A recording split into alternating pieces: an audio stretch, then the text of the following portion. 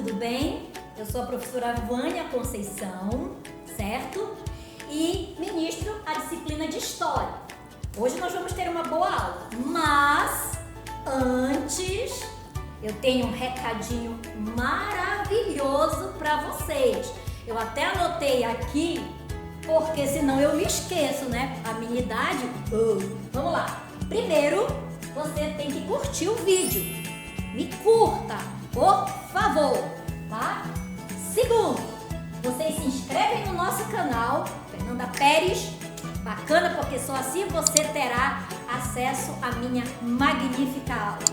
Terceiro, ativar o sininho de notificações. Eu preciso encarecidamente que vocês façam isso, porque caso contrário, vocês não me terão, certo? E agora nós vamos para a nossa aula maravilhosa sobre o declínio da economia açucareira.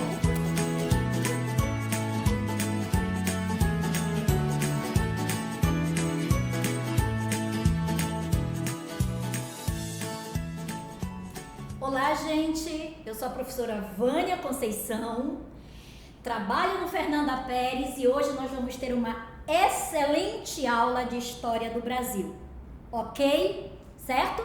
Então vamos para o nosso tópico de hoje, falar sobre o declínio da economia açucareira.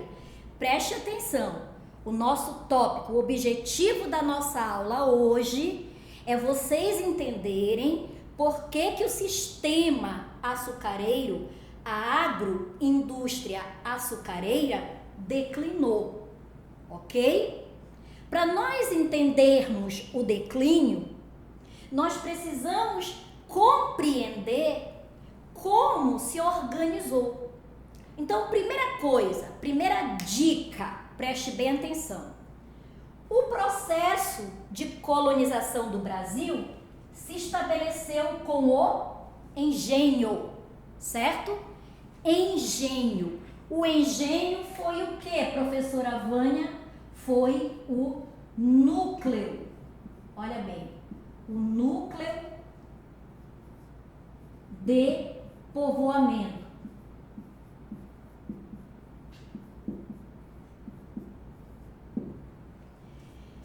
Tudo, veja bem, tudo que vai se organizar no Brasil vai ser através do engenho. Por quê? Porque ele vai ser o nosso núcleo, ele vai ser a base da colônia de exploração.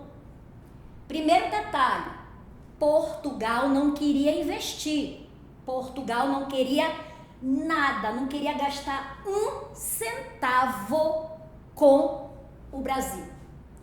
Qual foi a opção? Fazer uma colonização particular. E daí nós temos as capitanias hereditárias. Mas, veja bem, tá? As capitanias hereditárias já tinham como um pressuposto, já tinham como uma ideia a produção açucareira.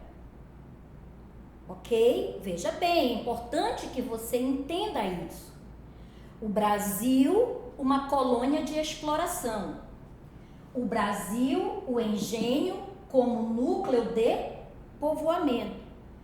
Professora Vânia, quais são as características desse núcleo de povoamento? Nós temos o chamado tripé. Preste bem atenção. Povoamento, nós temos o quê? Latifúndio.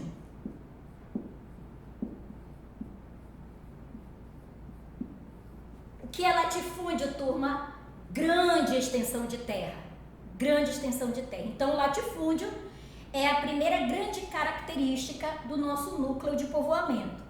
Segundo, monocultura.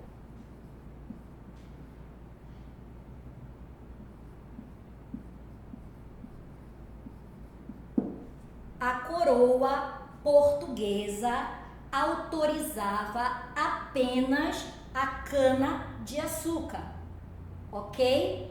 prestem atenção, os donatários não tinham autonomia para escolher o que eles queriam plantar, o que eles queriam fazer com as terras. Não. A metrópole, a coroa portuguesa é que determinava o que seria plantado aqui. Então, latifúndio, monocultura, e aí vem o maior problema que o Brasil teve e que o Brasil tem até hoje, que é o trabalho escravo.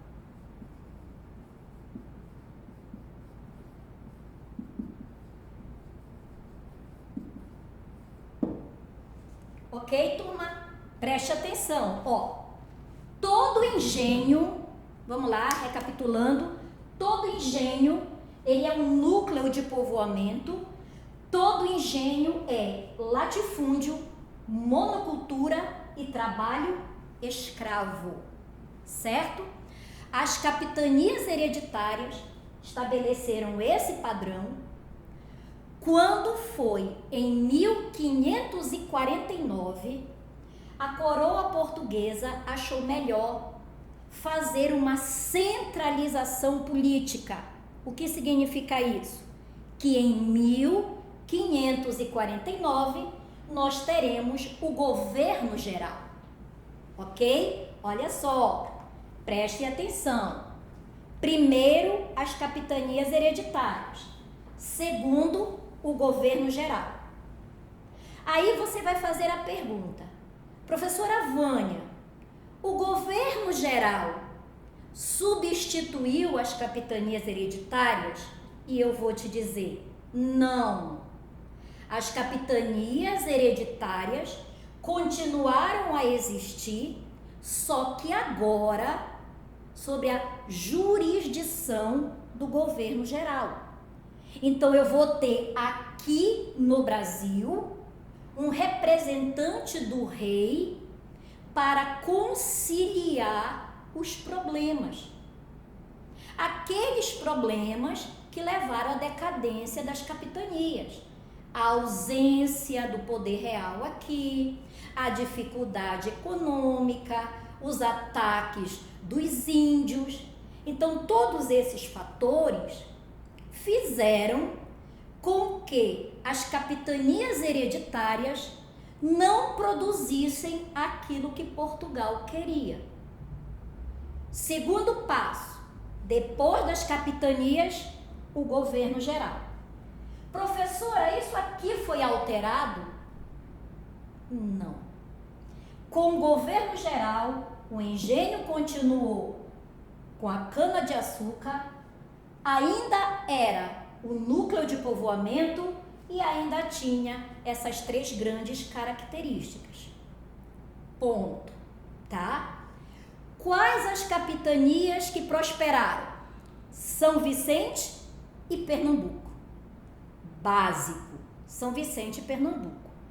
Então, essas duas capitanias, o solo era apropriado, eles fizeram alianças com os indígenas, as mulheres, as indígenas começavam a trabalhar na lavoura. Então, por essas características, essas duas capitanias acabaram prosperando. Agora, Portugal, veja bem, Portugal diz o seguinte: eu não quero também investir no Brasil. Olha o que eu estou dizendo para vocês. De 1530 até 1550, mesmo com duas capitanias prosperando, Portugal não queria investir no Brasil. Não queria tirar dinheiro do bolso da coroa para investir no Brasil. Então, o que é que aconteceu? Como é que nós vamos conseguir produzir açúcar? Como é que nós vamos chegar ao primeiro patamar na produção de açúcar? Porque o Brasil foi, olha bem, turma, atenção para cá, tá? O Brasil foi, entre o século XVI e até meados do século XVII, um dos maiores produtores de açúcar em escala mundial. E a pergunta que o Enem pode fazer, porque você vai entender que o Enem, a partir de agora, não é mais um Enem de debate, não é mais um Enem de questionamento, é um Enem com foco direto, certo?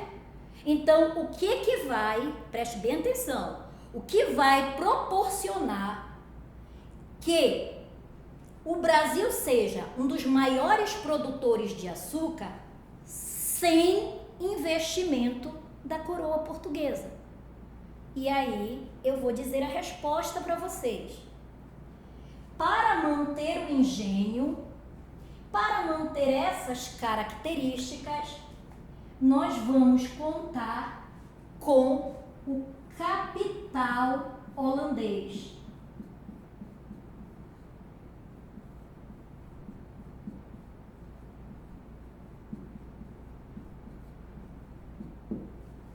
Certo? Veja bem, você pode pensar, a Holanda vai negociar diretamente com os senhores, vai trabalhar diretamente passando por cima da coroa portuguesa? Não. A Holanda vai fazer um tratado com Portugal, tá? Porque ela não vai romper o pacto colonial. A Holanda vai respeitar o monopólio que tem entre Portugal e a colônia. Então, o que a Holanda vai fazer? Ela vai pedir permissão para a coroa portuguesa para emprestar dinheiro ao senhor de engenho. Olhem bem, Holanda faz um acordo, faz um tratado com o governo português para que ela possa emprestar capital para o senhor de engenho. Aí você pergunta, professora, qual o interesse da Holanda? Se a Holanda não vai romper o pacto colonial, qual é o interesse da Holanda, então, em prestar dinheiro ao senhor de engenho? Aí é que está a dica, turma. A Holanda, ela não quer romper o pacto colonial porque ela vai comprar um açúcar de Portugal para revender em outros lugares. A Holanda vai ser o país que vai comercializar o açúcar produzido no Brasil no resto do mundo. Portugal só se interessava com o mercado interno. Açúcar, mercado interno. A Holanda vai se preocupar em comercializar o açúcar no mundo. Então, vai vender para a França, vai vender para a Espanha, vai vender para a Suécia, vai vender para os condados italianos. Então, o país que mais vai lucrar com o nosso açúcar é a Holanda. Então, é por isso que a Holanda quer fazer o acordo com a coroa portuguesa e assim ela vai conseguir fazer o quê? Fazer com que este açúcar chegue à Holanda mais em conta para que ela possa revender no mundo. Fechado essa primeira parte, tá? Então, olha só, a Holanda vai investir, o senhor de engenho vai pegar esse capital e fazer o quê, professora Vânia? Vai comprar escravos africanos, que são muito caros, vai investir na compra da moenda, na compra de um caldeirão, na compra de uma estrutura melhor para o seu engenho. Então é isso que o capital holandês vai provocar colocar no Brasil. Detalhe, turma, o crescimento da economia açucareira não tem a ver com o investimento de Portugal. O desenvolvimento da economia açucareira tem a ver com o investimento da Holanda, o capital holandês. E eu ainda vou dizer mais. Vocês sabem como os holandeses eram chamados? De Flamengo. Exatamente. Já veio em uma prova de Enem assim: os flamengos investiam na economia açucareira. E a maioria dos alunos não marcaram essa alternativa porque eles não sabiam que os holandeses eram chamados de flamengos. Entendido? Ok? Então, se você ler em qualquer alternativa a palavra Flamengo ou Flamengos, são holandês ou holandeses. Ok? Bacana. Agora vamos pensar o seguinte: isso aqui tá dando certo, professora? Tá, legal. Todo mundo tá ganhando. Portugal tá ganhando, Holanda tá ganhando, mas tudo que é bom tem seu final, correto? É assim, né? A vida é assim, o que a gente pode fazer? Professora, como é que isso aqui vai declinar? Como é que isso daí vai se desestruturar? Porque essa economia tá dando certo. Aí eu vou explicar para vocês um período chamado União Ibérica.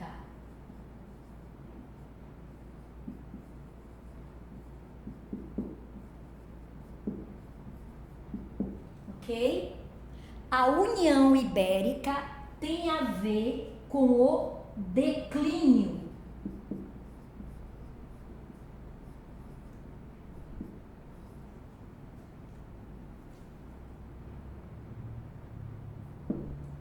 Do açúcar.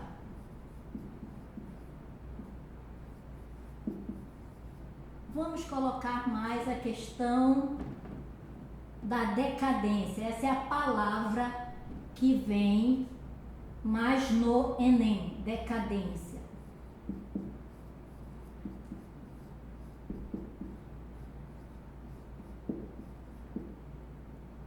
Certo? A decadência do açúcar. Como é que isso vai acontecer, professora? Veja bem, turma. Em 1580, o rei de Portugal falece e ele não deixa herdeiro. Professora, herdeiro sim, vamos lá no popular, turma. Ele não deixa um filho, mas ele tem filhas. Mas então por que as filhas não assumem? Porque a Igreja Católica não deixava mulher assumir o trono. Era uma imposição da Igreja Católica que nenhuma mulher pudesse ser rainha de fato e de direito.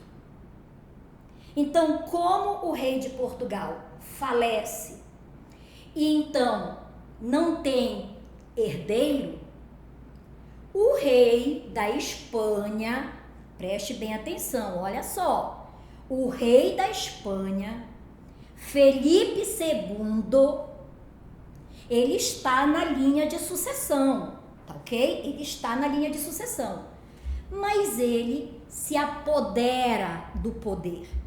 Ele dá um golpe e acaba unindo Portugal e Espanha. Vou repetir. O rei da Espanha, Felipe II, se apodera do poder. Ele dá um golpe.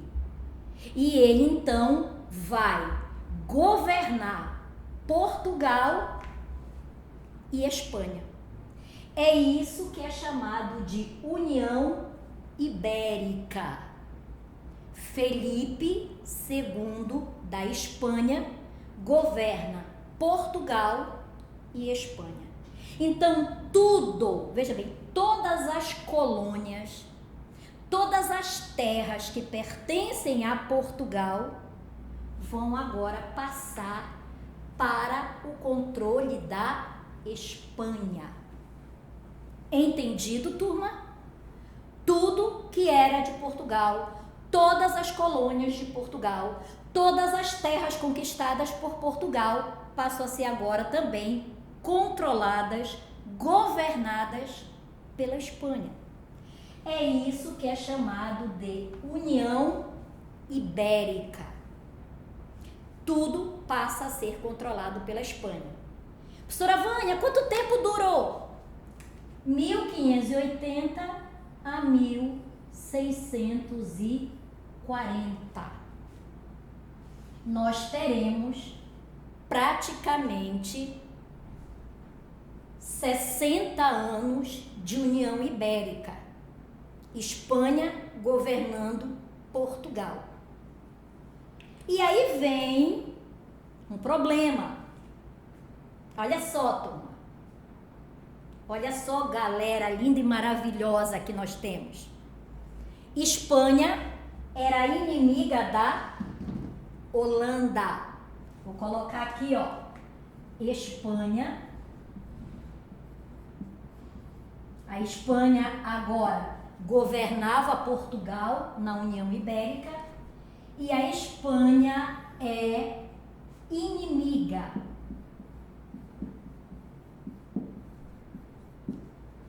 A Espanha é inimiga número 1 da Holanda.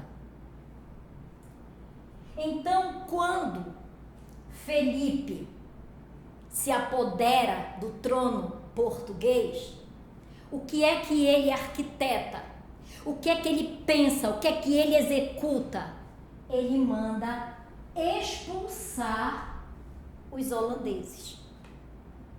Durante a União Ibérica, a Espanha, o governo da Espanha, manda expulsar os holandeses do Brasil.